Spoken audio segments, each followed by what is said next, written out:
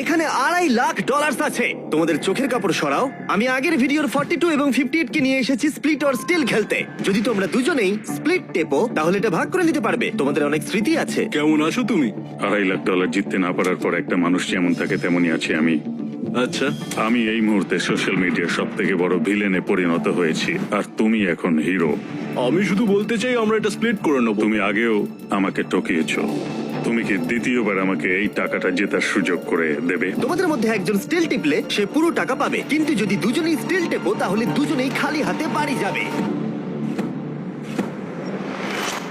রেজাল্টটা দেখাও।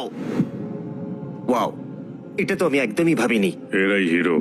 এদিকে চলে এসো। না না না, আমি এটা করব না। এত টাকা দুটো পরিবারের জীবন পাল্টে দিতে পারে, তাই আমি টাকাটা স্প্লিট করতে চাই। আশা করবো এতে তুমি রাজি হবে।